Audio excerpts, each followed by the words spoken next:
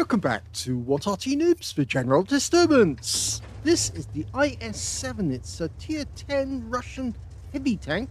It's located on the northeast spawn of Karelia encounter, and it's under the command of Cross of St. George, and he sent us in a couple of replays to have a look at. Game on. Well, the main gun on the IS-7 is a 13cm 490 Alpha 250mm pen with standard ammo, and with the premium rounds it'll do 303mm. With the HE rounds it's capable of 640 Alpha but only penetrates 68mm pen. The IS-7 was in fact started life as the Object 260, would you believe it? Followed by the IS-5, the Object 730, and then the IS-6, which was the Object 252 and 253. Yes, it's got a long and complicated history, but it was actually one of the best tanks that the Soviets actually made, but never put into production, would you believe it? Yep, it was actually the natural follow-on from the IS-3, and the people who actually drove it and tested it said it was a brilliant tank. Oh, yep, GWE 100 managed to get a hit. That's a good hit as well, 195. Now, that 490 Alpha is really devastating at this level. Most, well, a lot of the heavy tanks will actually have 440 at tier 10, but 490, yes, that's a huge amount. Look at that, 585 hit points of damage on the Jaegeru. In fact, that was a Jaegeru, a Jagdpanzer E100. Very powerful tank, and he just put a hole in it. Whoa! And a Kranvan got a hole in him, and he needs to pull back because, yes, Kranvan's 3-shot autoloader. You don't want him to put 3 shots into you. That could be pretty devastating. And he's only got a 12cm, if I remember correctly.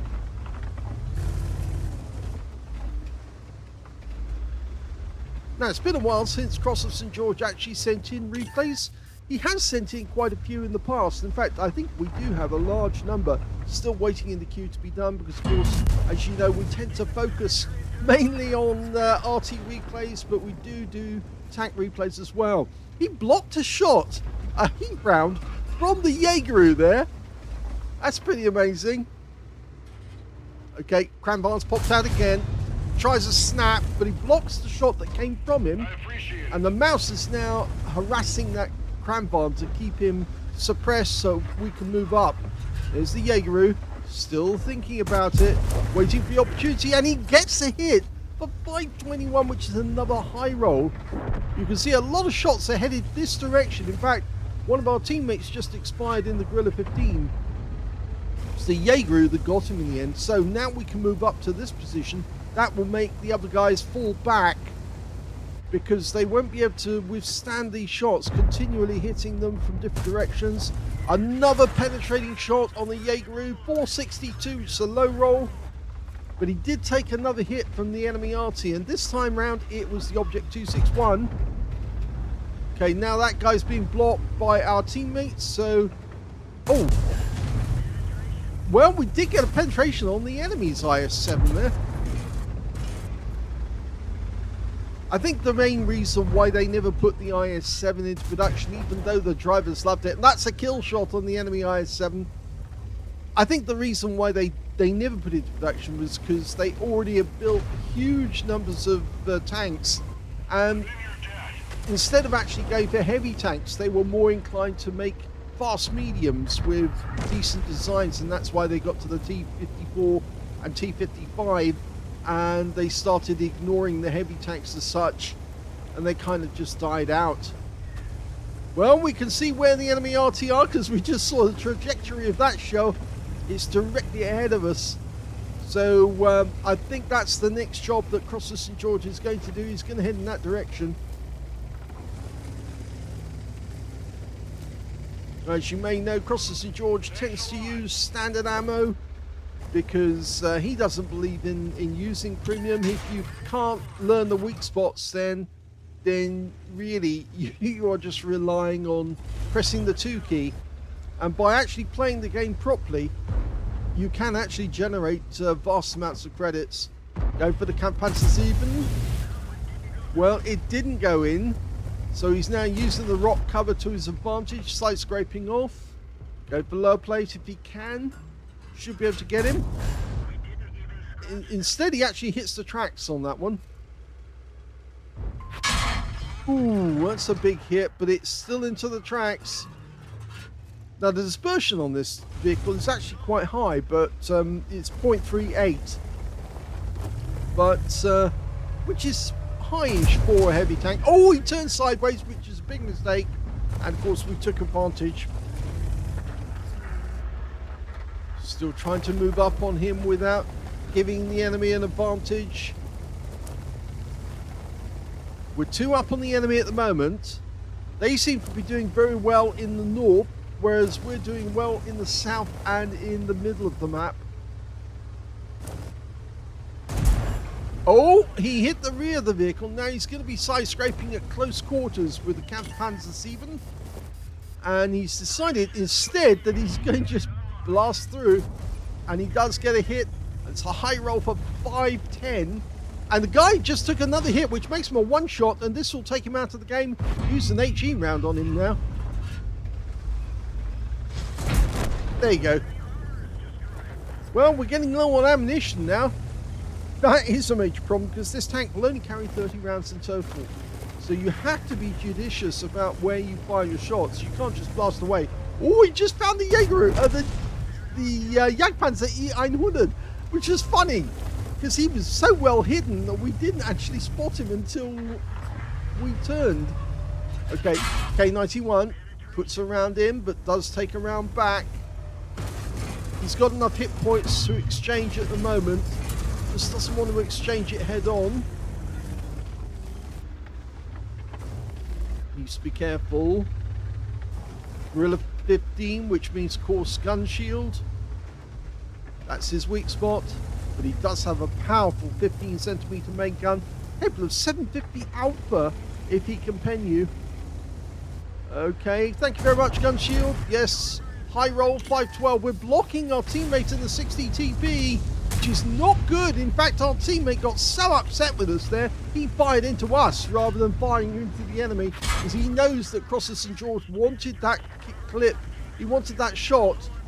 And now we've got to face a Gorilla 15 at point blank range, and he gets taken out. Yeah, if only he hadn't blocked that 60 TP, who got so upset. I mean, really upset. That was a bad move. I could see what was going to happen there. He should have given the 60 TP the room to actually take that second shot, because potentially he would have taken out the Gorilla 15 with just one round, and that would have enabled Cross of St. George to survive. Yes, he says in chat, why? Well, basically you blocked. Yes, and he's saying in return, you blocked me. You shouldn't have blocked him. You could see him coming up on your inside. You should just held back. In fact, actually, I would have taken the finger off the W key and just let him drift past me to take the kill. And then I could... he says, I took a hit for you. He was actually trying to say, well, I was trying to stop him shooting you. No, you should just let him take that hit, because he would have got the hit on the Gorilla 15. And then you would have just been able to cruise through afterwards. But as it is now, you're out of the game and leaving it to your teammates. But there's only 2 enemies left, and this one is going to be over momentarily, so we'll join the battle as it's proceeding. We'll have to do it with free camera. 60 TP still underway. I suppose you might say, well, at least the 60 TP has survived the battle anyway. There's only one enemy left. It's the Progetto 65. He's over on the other side of the battlefield, so I don't think we're going to be seeing much. He's just found out one of our Arty, or our only Arty, no, one of our Arty, and there's only a Kramvon and a Jaegeru coming in. Now, this guy's not going to add anything to the cap because there's already 3 in the cap, so that was a wasted shot. And I think the game is going to end very, very shortly because I think they will cap out before they kill the Progetto 65 because he's full health. It's going to take more than a few shots unless the Cranvarn's got 3 shots ready and can just blast away. But no, it's going to cap out. Oh, that's a surprise.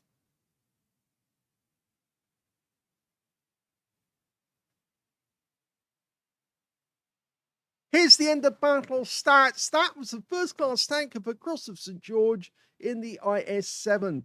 This is the first time he's ever had a first class tanker in this tank because you've got the scrolls underneath. You only get that the first time. You also got a spotter badge for spotting at least 1,000 hit points of damage, duelist for taking down 2 tanks who damaged him, a 5 for effect for doing more damage than hit points to his own vehicle. And his win rate from the game, 8,549, which is super unicum and quite a bit more. Let's have a look at team score. Well, surprisingly, he did get the highest damage in the game. Well, not surprisingly, I suppose. Actually, he was laying it into the enemy and blocking the shots that were coming back. He blocked a lot of shots from the enemy Jaeger. 5,383 hit points of damage went to Cross of St. George.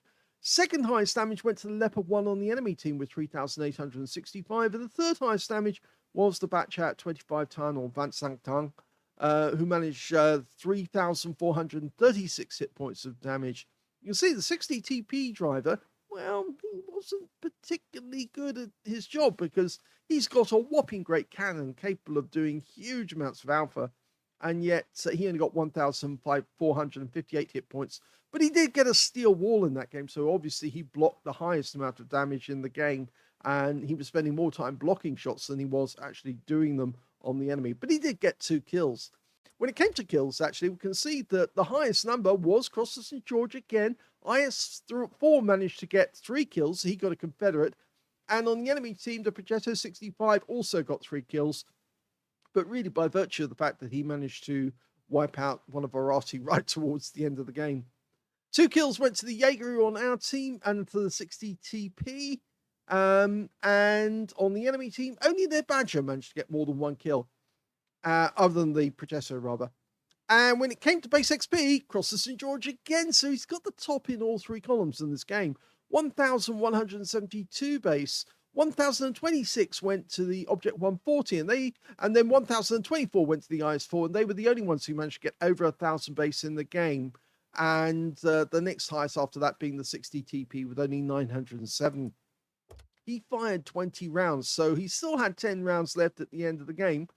18 direct hits on the enemy, 13 penetrations, 5,383 hit points of damage, all of it done at close range. 16 hits received from the enemy, 5 penetrations, 9 non-penetrations, and 4 hits by way of splash. Some of those came from the enemy Arty. He blocked damage of 4,530 hit points. Well, one of those, in fact, 2 of those shots came from Jaegers, which were over 1,000 hit points a time when he got blocked them.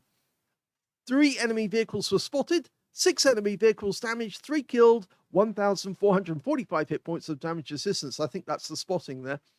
On a premium count, he made a profit of 31,826 credits, again, down to the fact that he's using standard ammo. So you can win battles with standard ammo. It just gets very difficult.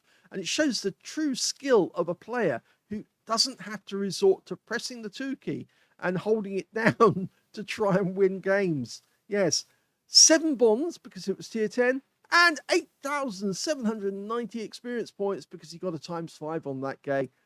So, very good game there by Cross of St. George. He made one big error. He should have let that 60 TP cut in and take the hit on the Gorilla 15. Then he could have killed the Gorilla 15 immediately afterwards if he wasn't wiped out.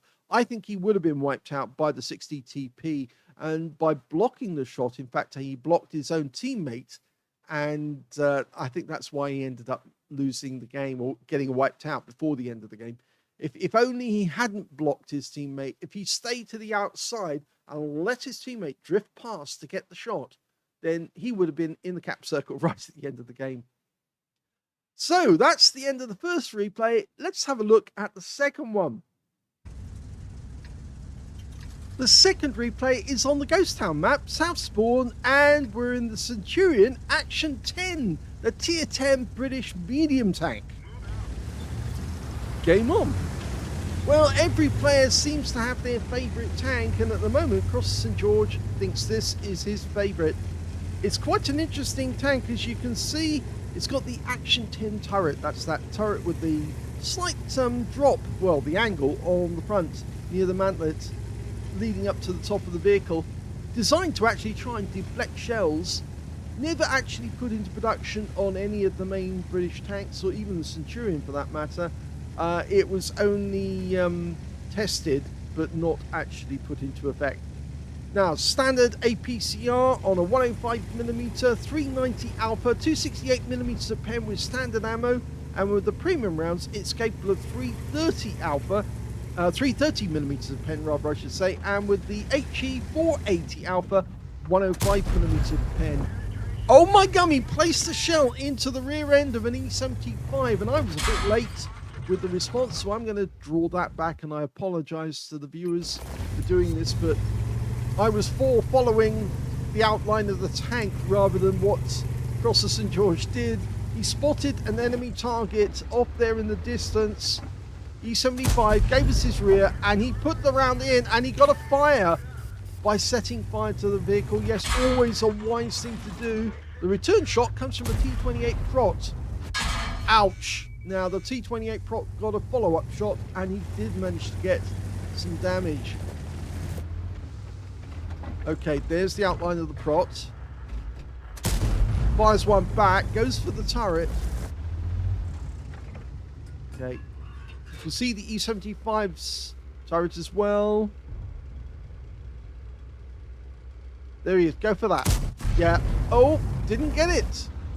The shell did not hit the target, but he should have penetrated the side of the turret. And he tried again. The one good thing compared to the IS-7, this tank does have plenty of ammo. You're not going to be short. 68 rounds. Tries to go for the body of the T-28 Prot. Didn't get that either. Okay, I think he just needs to find out and visualize exactly what the situation is. I think there is an enemy just around the corner. He's up the far end near the other ship. Now, he just hasn't got the visualization now. Oh, T-28 Prot's come back into sight. I think I see now why we weren't getting shots on the hull. He got the shot on the turret instead. Blocked the shot that came back. And he gets another one in, 395. So it did help that he pulled forward to actually see what was going wrong. The shells were actually hitting the concrete area right in front of the Prot. And that one did hit the vehicle, but no joy. Okay, do the same again. Wait for it, there you go. Again, didn't pen. And the Prot's gone down, so now he can move up, because otherwise he's not going to get any shots. Okay, he's doing it. I should note to all you players, all the watchers rather I should say, I never ever watched these before. Well, never ever. Occasionally I have to re-record them because something happened during the end of the battle which I didn't anticipate. But most of the time these replays are just recorded straight as I'm seeing them for the first time, like you're seeing them for the first time. And say usually whatever's gone wrong might be something outside the game itself. And it looks like we've got a wreck there with a T-28 Prot behind it. And he does get it. Lovely. So does that mean there were two Prots in the game? Yes, there is. Well, actually, it's... and there he's got the Prot. Usually it's the phone going off or something like that that forces me to do a replay all over again. Or as you may, most of you may know if you're familiar with me, that I do have an Alexa. Ooh, said the magic word and it didn't go off, so okay there. It will go off of its own accord because I have various timers set up. And sometimes those timers go off just when I'm recording because I forget which time it is. And there's one recording that, or one timer that actually is set to go off at midnight. It's working hard. Oh, look at that! He's got a hash barn, and he puts one through the side of the turret.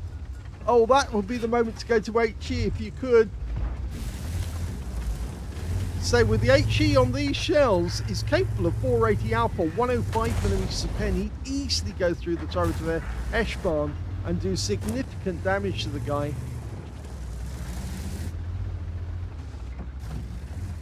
He's working this spot as much as he can. Doesn't want to be on the receiving end of a a hash barn shell. And he did get spotted there by the Leopard. That was an APCR round, 105 millimeter.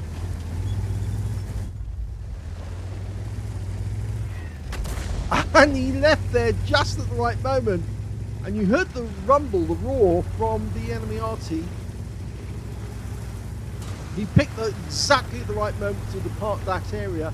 That means the enemy Arty must be right over on the other side of the battlefield for the roar to be that loud and for there to be no shell until he's already departed. So I say there's a pretty good chance that the enemy Arty is somewhere out on the west side of the map. But he's got to return now, mainly down to the fact, yes, you can see another shell coming in. In fact, he's actually a little higher up the west side. Somewhere around about B1 or C1, somewhere around about there. Good shot, takes out the unit of 16. Yes, he's having to return mainly down to the fact that we're on the point of losing our cap area if we don't, and he's right at the edge. He's got plenty of teammates with him, and look at this 100 LT gets around into him for 339, which, you know, that's a low roll. Now can he poke out and get, oh, he's kind of being blocked here by his teammate, and we've just lost our Striv, taken out by the Shrek. Tier 10 game with tier 8 tanks.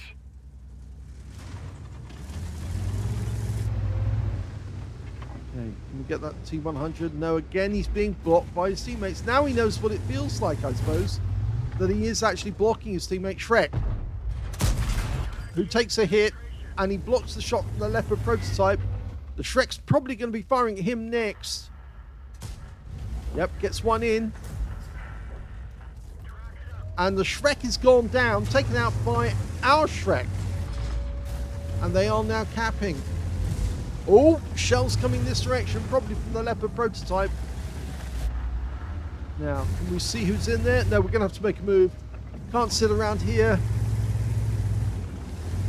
You can see our FP3805 is kind of caught in that gully. And yeah, we're making a move. Oh, first takes out the Leopard prototype, came round behind them. But we are taking hits from another Leopard prototype down near the cap area. In fact, I think that might be the guy who's in the cap. And the enemy now is after our FB3805. Can we take out this Lynx? No, not in time to save our RT, but we do put a big round into the Lynx. Doesn't kill him. Still makes him dangerous. Just a corner. Yeah. Okay, it looks like the Leopard prototype has been reset. We're down to 3 tanks left on either team. They've got an Iron Army in the town. The Leopard prototype's pulled out of the cap area. It's just too hot for him in that cap circle.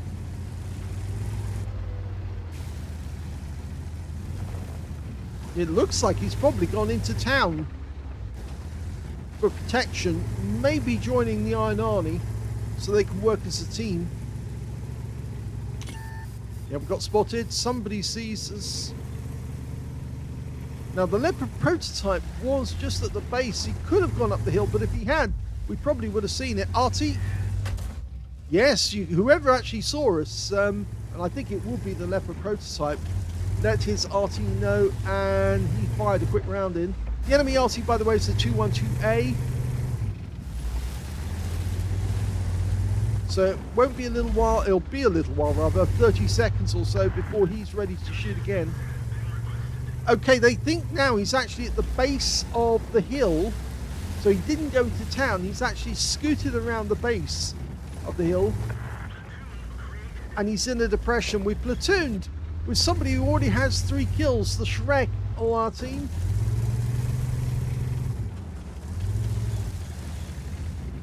Now the good news is we are a 2-shot for the Leopard prototype and also for the Iron Arnie. Our Shrek's gone in behind the Iron Arnie, or behind where the Iron Arnie was. Ideally the Shrek ought to see or find the 212A, get rid of him quickly. We're being joined at this moment from behind by the Jagdtiger. So all we need to do is stop the enemy going into the cap. And since the Shrek has found the enemy Arty, he's actually just blocking us up the rear. That's not good. He doesn't know how to position himself. Yes, if only tank drivers knew how to position themselves so they're actually a benefit to their teammates when they're working in a pair. Far too many tanks get too close for support, and then they end up blocking their teammate when they need support, as we saw in the first video. But mind you, in the first video that really wasn't Crosser St. George's intention to block his teammate. In fact, well, he did intend to block the shot, but he didn't think about the fact that he could see his teammate coming up on the inside. Should just let that guy drift past him, and then he could have used him to get the benefit out of it. I guess there's 2 different characters in the game. There's those people at the top of the game who actually use other players as a tool in order for them to win, and those players who don't use other players, who try to do it off their own individual skill. Okay, the 2128 was exactly where I thought he would be based on the fire, and now we've just found the Leopard prototype, and wow, that was so fast it slowed down the camera. The Leopard prototype was spotted out near the ship, and Crosser St. George reacted very, very quickly to get a snapshot in, and the Leopard prototype hit the ground when he fired his return shot. But now they're down to 2. We've got the advantage because now the Shrek knows where the Leopard prototype is. He can approach from the opposite angle.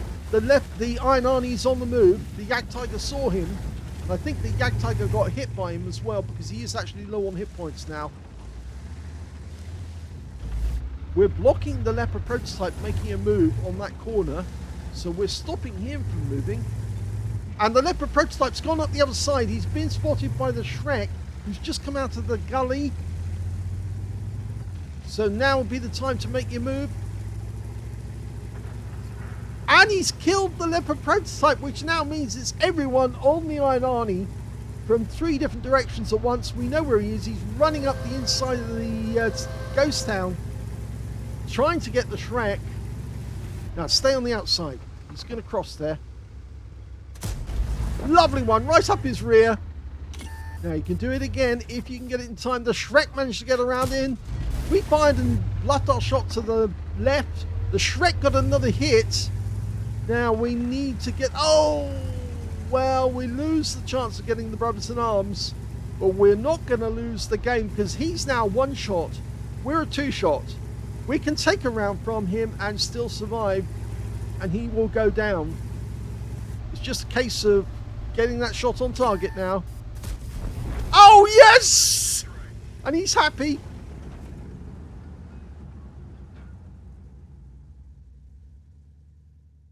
Here's the end of battle stats, and that was another first-class tanker, which is a first-class tanker for Crosser St. George in the Centurion Action 10. He managed to get a fire for effect for doing more damage than the hit points of his own vehicle. Fighter badge for getting at least 4 kills. He ended up with 5, which is 1 short of getting a Top Gun and 1/3 of the enemy team. He also got a spotter badge for spotting at least 1,000 hit points of damage for his teammates, as well as a duelist for taking down 2 tanks who damaged him, a Bruiser medal for getting at least 5 critical hits in this game. He managed to get 7. He got the high caliber for dealing the most damage in the game, and on top of that, he got a Confederate. He's hit more enemy tanks than anyone else in his team, at least 6 tanks, which was subsequently taken out by other teammates. His win rate from that one, 7,187. He says, I love this tank, always number 1 favorite. Well, it is a very, very mobile tank with a lot of firepower, almost the firepower of the heavy tank, but it's only a 105mm gun. But it's the mobility, I suppose, the fact that you can roam around the battlefield and block a lot of shots as well, so long as you don't get hit in the wrong spots. Anyway, let's have a look at team score. Well, he did 5,753 hit points of damage in that game. Second highest was the Centurion Action 10 on the enemy team, who also picked up a Confederate and 4,212 hit points. So fancy that he gets a Confederate, and so did the other Centurion Action 10 on the opposite team. And when it came to the third highest, that was the Leopard prototype, the difficult one to take down. He managed 3,949 hit points of damage in that game. The Shrek, well, our platoon mate who went down before time, he got a Halonen's medal in that game because he was tier 8 and he was taking out higher tier opponents with his gun. He did actually get 5 kills, which puts him at the top of the tree with Cross of St. George. And the next highest after that being the Link 6x6, who got 3 kills. 2 kills went to the Object 257, the T100 LT on his team. And on the enemy team, their pair of Leopard prototypes managed 2 kills apiece as well. And when it came to base XP, it's the Shrek who came out on top, mainly down to the fact that he was tier 8 and he was hitting higher tier opponents. So he was earning 10% extra for each tier higher that he was hitting. So if he was hitting a tier 10, he was getting 20% extra XP on top, simply because he was hitting a higher tier opponent and getting damage on them. So he got 1,334 and 1,116 went across St. George. And they were the only 2 players who managed to get over 1,000 base in the game, with the next highest being the Object 257 at 956. He fired 29 rounds, got 22 direct hits on the enemy, 18 penetrations. Had a lot of difficulty with that T28 prop because I think he was trying to aim for the turret and he kept missing. And then he was trying to aim for the body, but he didn't realize the body was actually concealed by the concrete. So he wasn't hitting that either. It was only when he visualized the target to actually see exactly what it was, then he could understand exactly why he was missing the target and got the shots right where he needed. 5,753 hit points of damage, of which 4,757 were at more than 300 meters. So you can see he was actually doing a lot of long-range shooting in this game. 10 hits received, only 3 of which actually penetrated, 7 non-penetrations, and 2 hits by way of splash as well from the enemy Arty. 1,350 hit points of damage blocked by armor. 11 enemy vehicles were damaged, 5 were killed, and he did 1,268 hit points of spotting assist. On a free-to-play account, he actually made a loss on this game of 4,556 credits. Yes, no premium ammo used. He was actually using standard ammo, but he did actually have to use a fair amount of those rounds in order to get the damage. Even his consumables wasn't that much either. No, in fact, actually, it's a pity that he did make a loss on this one, but it is down to the fact that he had to expend more rounds than he really wanted, but he didn't expend the premium. He got 37 bonds out of the game, and he also took away 5,580 experience points altogether with a 1,116 base. Let's have a look at the start again. Yes, that's quite an impressive list of medals for a little medium tank. Mind you, it is a tier 10 tank, but it's a little medium tank in a very, very difficult game indeed. Yeah, the enemy wasn't really giving him any chance, and he was having problems with those Leopard prototypes. They really were very, very good.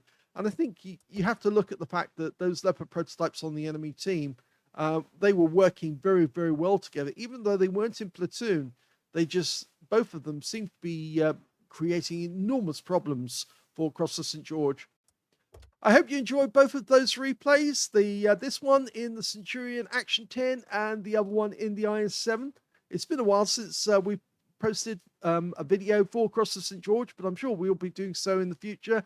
If you enjoyed this replay, please give this video a like. Do subscribe to our channel. Leave a little comment down below because it feeds the algorithm. And thank you for watching.